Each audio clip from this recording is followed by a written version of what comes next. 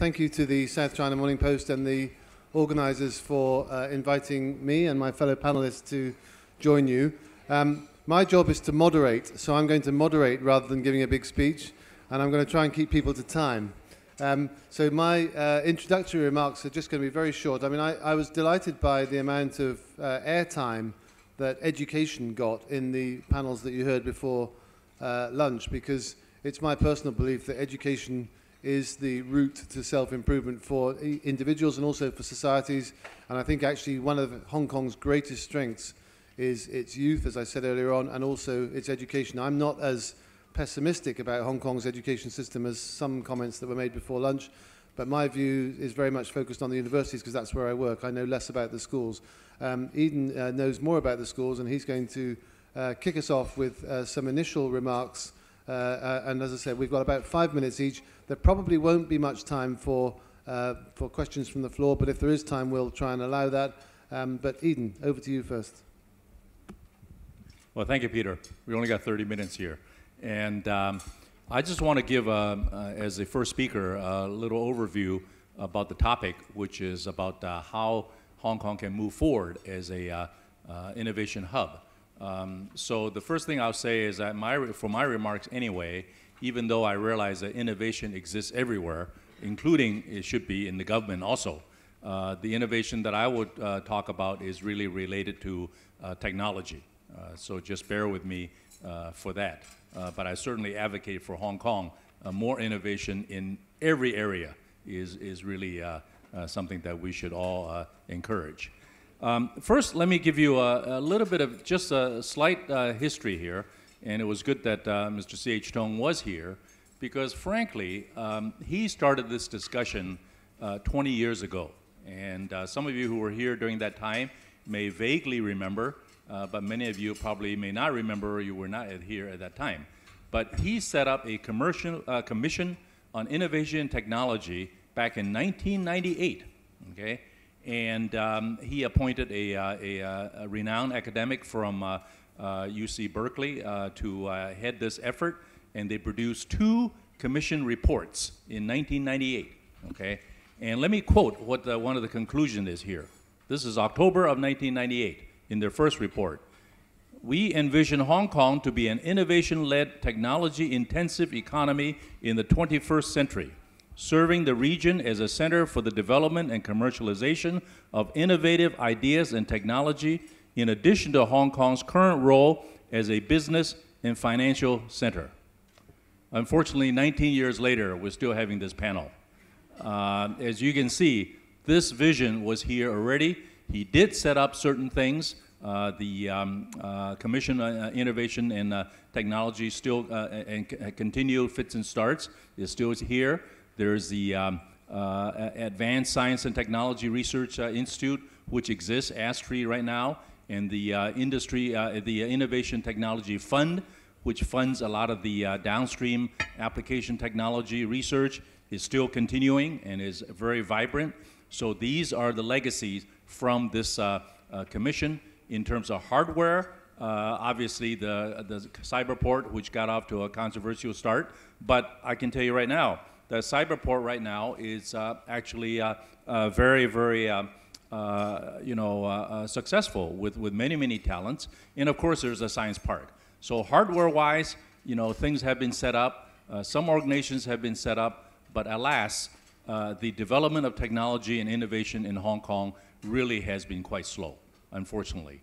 Part of the reason is that the research funding for Hong Kong government is now 0.73% of the GDP.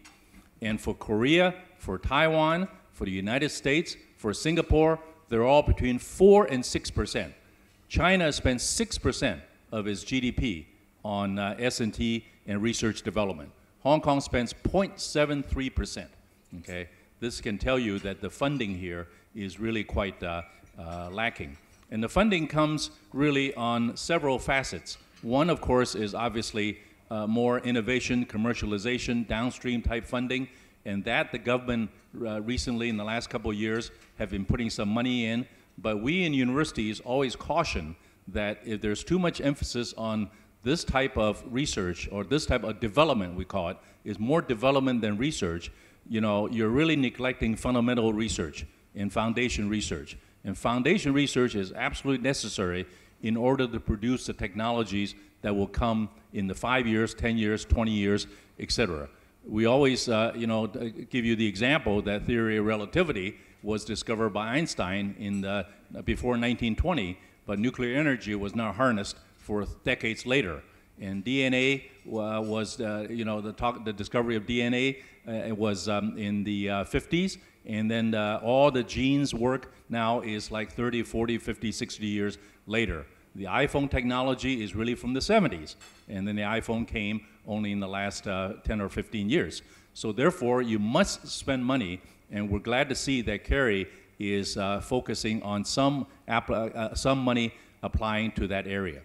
And another point on education is that I want to really emphasize on the high school side, more emphasis on STEM, on science and technology and math education. And this has to do with the way the high school exams go at the end of the 12 years of school. This has to do with the parents' thinking, and all this affect the inflow of students into universities. So these need to be all improved.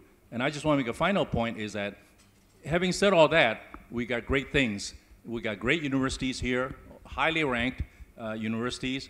We also have the geography advantage of sitting in Shenzhen, next to Shenzhen, sitting in the Pearl River Delta, and there's this area called the Loop that you may have heard about, which is now an area next to the Shenzhen River, which has been given to Hong Kong. It will have Hong Kong policies, but yet it will have people and money flow policies that will be much easier for the mainland Chinese money and people to get into this area. This is an area where both Shenzhen and Hong Kong will try to develop into a high-tech area, and universities and also many of the multinationals and also research enterprises are looking into that. So I end my comment on a high note is that although we're not spending that much money yet, although we've been slow in the last 20 years on innovation and technology, I think with the geographic advantage, with the now thinking about technology and innovation renewed and being accepted more by the business community, I think that we're looking, as CY has said, for a better tomorrow here in terms of innovation and technology. Thank you. Thanks very much, Eden. So just on universities, the universities are always very skeptical about league tables and about rankings, and Eden and I will not get into a discussion about whether Hong Kong UST or Hong Kong U is higher ranked, because it depends which league table you look at. But one point just to make to this audience, I'm really keen that we have a sort of upbeat, positive message about Hong Kong, because I think Hong Kong has so much to be proud of. And in the university sector, there's a league table just published last week which shows that Hong Kong now has 4 universities in the world's top 50. That's more universities than any other city on the planet. And it's more universities per head of population than anywhere else in the world. So actually, we've got 4 universities that are in the top cluster in the world, no matter which ranking you look at. And I think Hong Kong needs to be very proud of that. And I don't think it gets enough publicity, in my view. So second to speak, we're not going to go in order of the panel, just to keep people on their toes. So Leonie Valentine is going to speak next. So Leonie is Managing Director of Sales and Operations of Google Hong Kong. Leonie. Thank you. So, you know, whenever I think about innovation, I think about innovation and invention. So we always say that necessity was the mother of invention, right? But are innovation and invention actually the same thing? Not necessarily. So I've been involved in internet technology since 1999. I have run innovation centres in Australia for, you know, Telstra Corporation. So I've been in and around the subject of technology and innovation for some time. So when I think about Hong Kong as an innovation hub, for innovation to happen, quite often it's not about the net invention of a new box, it's about finding connections between the existing and finding new and novel ways to recombine things so that we actually get some value. And that value then also means value for the citizens of that place, right? So that's kind of how we look at innovation when it comes to Hong Kong as an innovation hub. I'm a proud Hong Konger, Hung Gong Yan. My mother was actually raised here, was a runner-up for Miss Hong Kong. She did not win. She was one of the 5 finalists, though, that my claim to fame, but she does tell me that I'm not as slim as pretty as she was, which is a very Hong Kong mother thing to do, I've discovered since moving here 6 years ago. So you know, and in fact, the funny side of the story about my mother, she worked at the Hong Kong Shanghai Bank. In the early days, she was one of the first computer operators after 10 years as an executive assistant. She was one of the first people that actually started to do punch cards for the big IBM mainframes back in the 60s. So, you know, this connection in terms of Hong Kong and its adoption of technology has always been there. But coming here 6 years ago, the thing that I noticed is we have no lack of investment here. We have extremely good infrastructure. It's almost like we've built autobahns, right? So we have undersea cables. I think there's something like 20 that terminate here. We have data centres. We have 4 fantastic mobile networks. We're one of the fastest adopters of new technology. I think more Teslas are sold in Hong Kong than the whole of Australia, right? Which has 3 times the population. So look at the rapid pace of the adoption of tech. We have, now 17.3 million SIM cards in operation today for a population of 7.25 million people. That's insane. That's 230% penetration, and 80% of those are actually smartphones. But there's a gap. So there's a gap between where we've made these investments in infrastructure, where the community is and the consumers are in terms of their adoption of technology. There's a slowness in the pace of the adoption of digitisation for Hong Kong businesses. So from a Google perspective, when I became managing director last year, having been here for a while, we've actually put all of our research efforts into a thing that we're calling Smarter Mobile City. So we're now looking at 4 key verticals. Yes, I know the financial markets are very important here. Yes, I know that the property market is very important here. But in between that, in terms of trying to find opportunities for the next generation of Hong Kongers, the other things that have made Hong Kong famous are retail. Why can't we make that smarter, right? Yes, we've had finance, but we also have a very engaged population that want to understand how they can save better for their own future. So why don't we put those tools in the hands of the consumer, right? We want to look at tourism. We're a tourist destination. We're still a mecca, I think, for the rest of the world in terms of wanting to come to Hong Kong and experience it. Why isn't the experience of being a tourist in Hong Kong better, enabled through your mobile phone? So we're looking at all of these sorts of things. Smarter retail, smarter tourism, smarter finance, and then the last one is actually smarter living. So looking again at ageing population as one of the problems that we have here in Hong Kong, through the development of locally built mobile applications, and Micah and I were lucky enough to see the Technovation Challenge recently, where young schoolgirls in Hong Kong are actually inventing applications that solve community problems here. And the one that stood out for me was actually an app developed by these girls for patients of senility, so dementia patients. And it was about using the mobile phone to then connect to your elderly grandparents and be able to play mahjong with them, right? Despite where you are in the world. And these are wonderful examples of how, given the infrastructure, given the devices that we already have, if we think differently about innovation and the connections between those things, I think we've got a real opportunity to do some disruptive innovation for Hong Kong and for the Hong Kong people.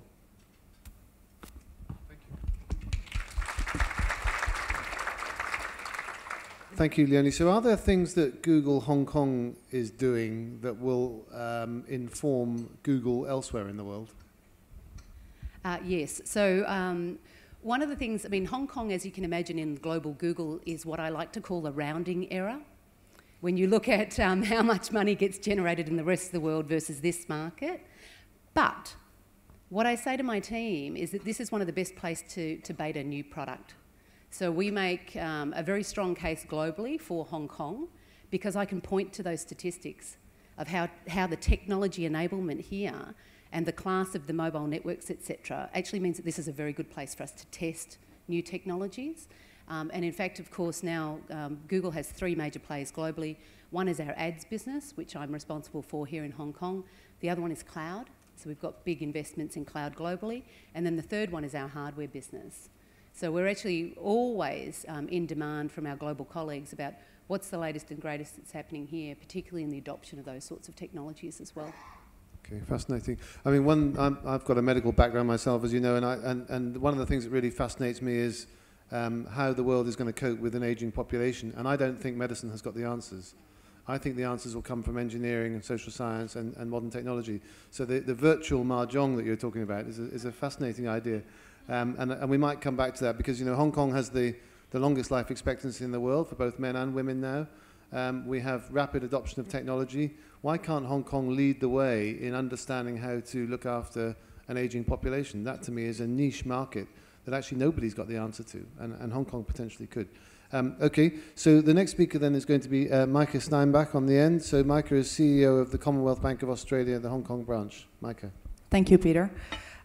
Eden, I can't resist. Everybody that knows me knows I'm very passionate about diversity and inclusion. And when you just spoke about the government putting out a manifesto in 1997 about setting up an innovation bureau, maybe what it takes is just a woman to make it happen here in Hong Kong.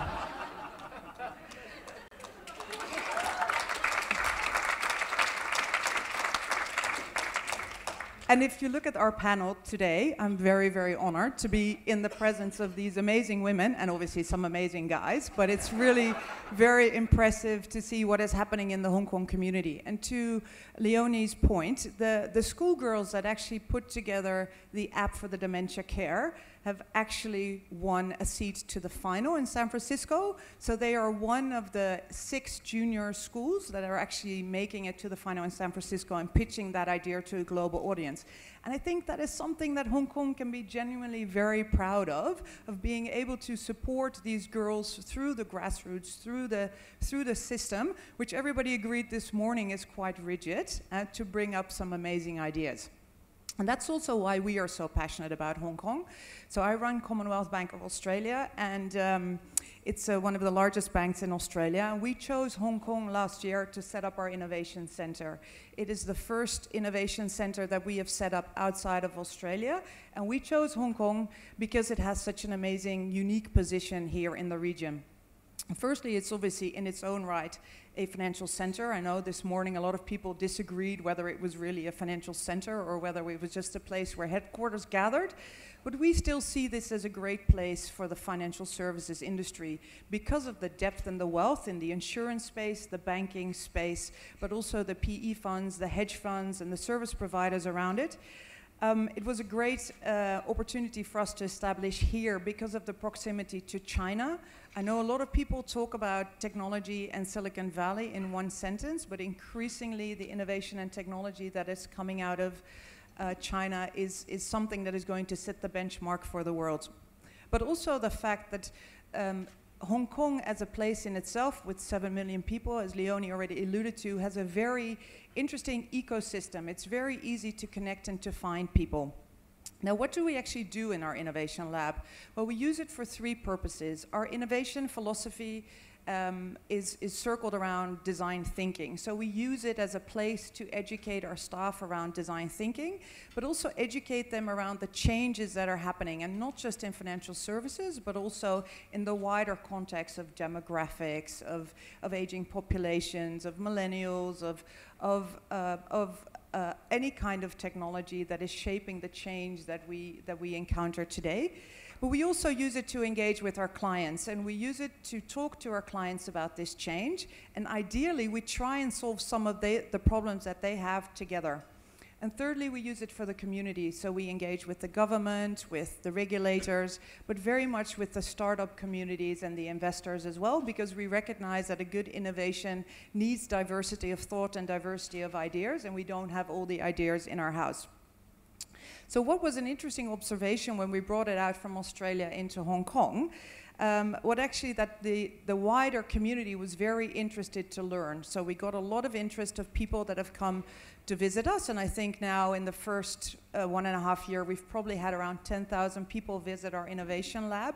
But they were also quite curious about the philosophy behind it. So we are open to people that want to come and visit. We have a philosophy of caring is sharing, so you can come and take pictures and come and have a look at some of the technology. But we very much welcome the conversation around innovation.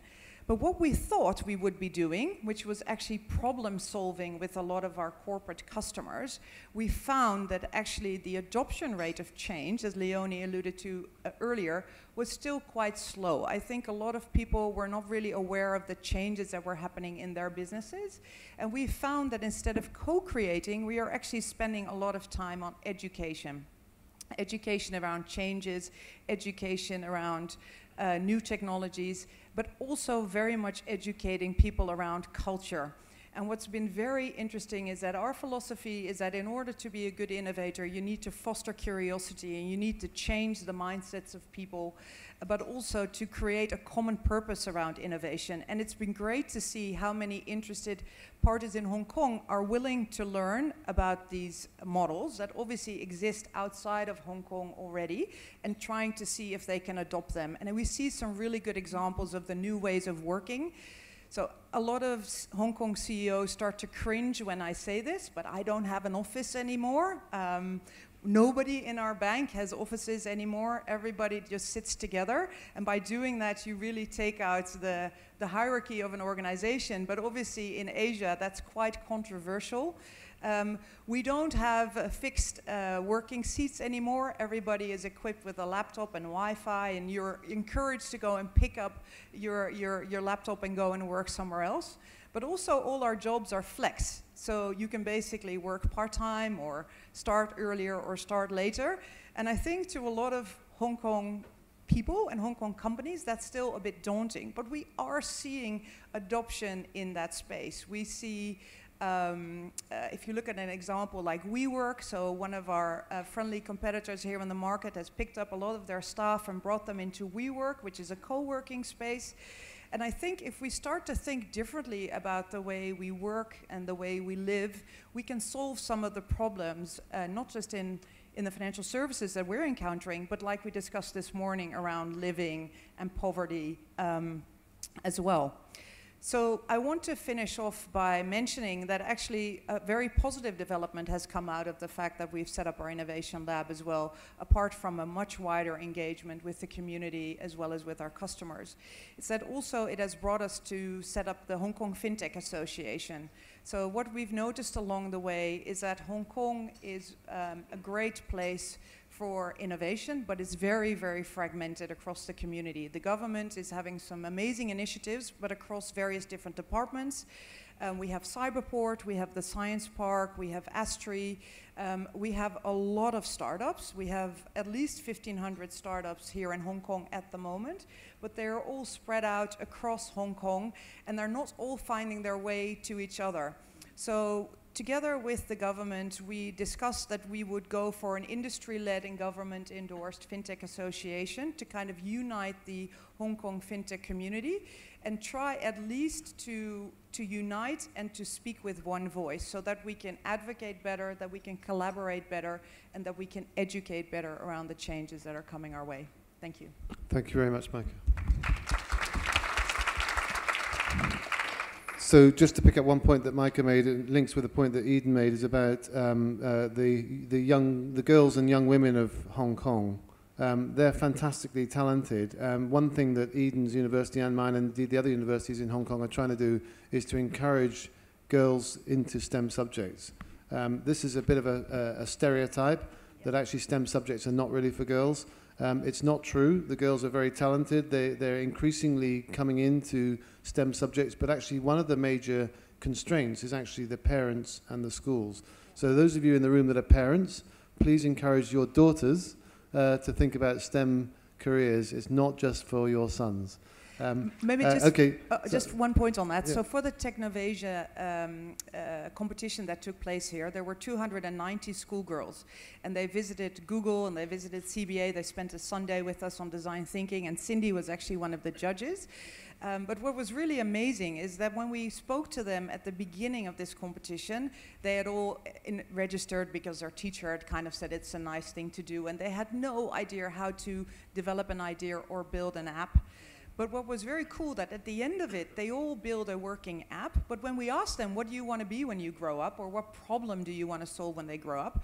They were like, well, we're doing maths, we're doing astrophysicists, we're doing computer science. So these girls all kind of understood that the future for them in these STEM spaces is very, very bright as well. Okay, thank you very much, Micah. So the last speaker then is Cindy Chow, who's the Executive Director of Alibaba Hong Kong Entrepreneurship Fund. Yeah, just before I share with you what I've prepared, want to talk about the Technovation. So the fund that I'm running, we do not normally do sponsorship, but that is the only Technovation is the only thing that we have sponsored so far. The reason behind is when we still have the CE competition on the campaign, I saw one picture from John Zhang's Facebook, and he's taking it with all the startups. And I see, gee, all are male, no single one female entrepreneur. And then immediately I pick up the phone and tell the Brian, who's the runner for this Technovation competition, say, okay, I agree to sponsor these girls to San Francisco to go for the final event. So this is an anecdote, and yeah. Okay. So as mentioned, I have been running the Alibaba Entrepreneurs Fund since it was established about 2 years ago. And I want to share with you 2 observations I have through these 2 years. First of all, it's on the funding side. When I was tasked to set up this fund and to find an investment manager to help run this fund, I had a lot of difficulties to find someone in Hong Kong because this fund is dedicated to fund and startups in Hong Kong to help younger generation really to realize their dreams by becoming an entrepreneur. So it doesn't make sense if I find a VC firm based out in San Francisco. So I talked to a lot of friends from PE, from VC side, and no one wants to help me. They said, oh, Cindy, even you have an office here, it's only for family. I just travel around on Monday and come back on Friday. We don't look at deals here in Hong Kong. Indeed, there are no deals in Hong Kong. So they told me that, maybe you have to go somewhere else to find a VC. So I went to Shenzhen, I went to Shanghai, and I was lucky enough to find the current investment manager that we had. One of the founders is from Hong Kong, and the other founder married a Hong Kong lady, so they have attachments to Hong Kong. And they are willing to give back to Hong Kong and promise to help me and also set up an office here and help us to run the fund and to source deals.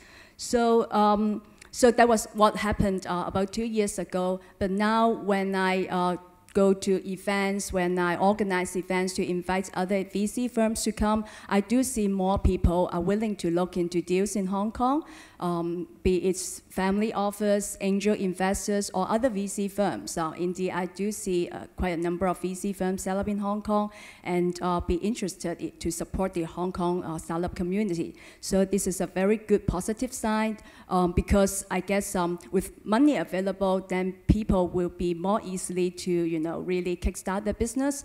And so it's like a chicken and egg. So when you have more money, you attract more talents to stay here and to start their own thing. And then with this, then you can have better projects here to attract more capital.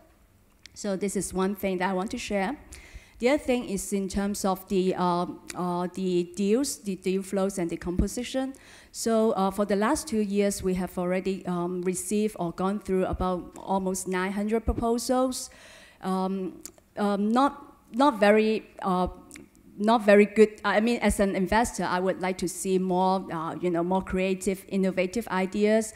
But so far, about 50–60% of the proposals are still very traditional, more consumer-related, not very innovative. So I agree with the previous panels and also Eden that education will need to play a very heavy part in upgrading people's technical skills and also their mindset.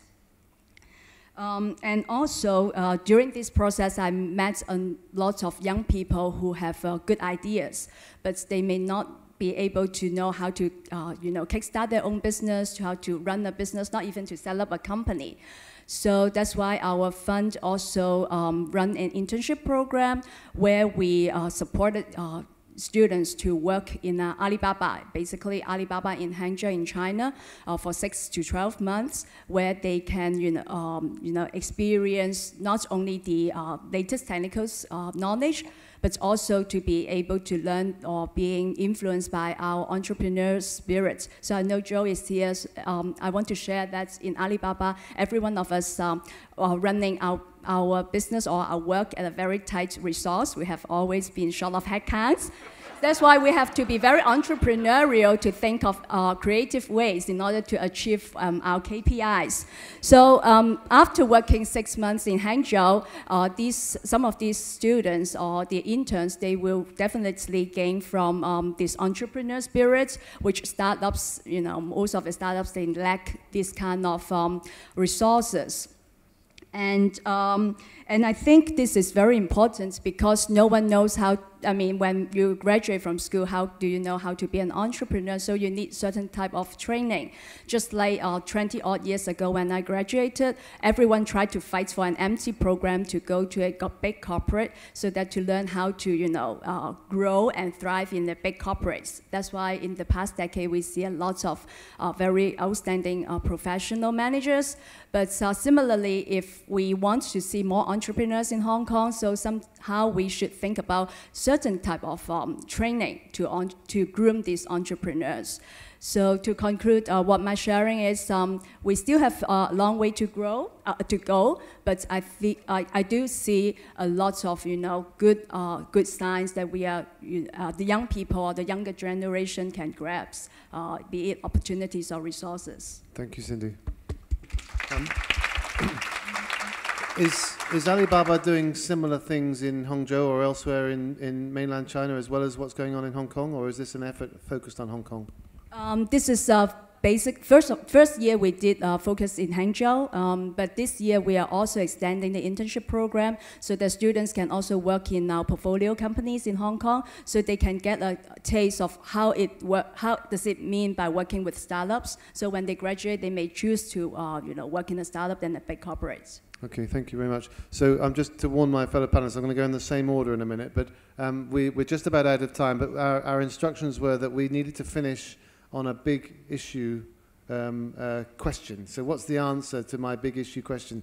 So my big issue question, I warned my colleagues about this by email just this morning. So if they read their emails, they will have heard. If they haven't, they've got to do this without any warning. But we've heard quite a lot today about the development of the Pearl River Delta, about the Big Bay Area, about the speed of development in Shenzhen and Guangzhou and indeed in Hangzhou.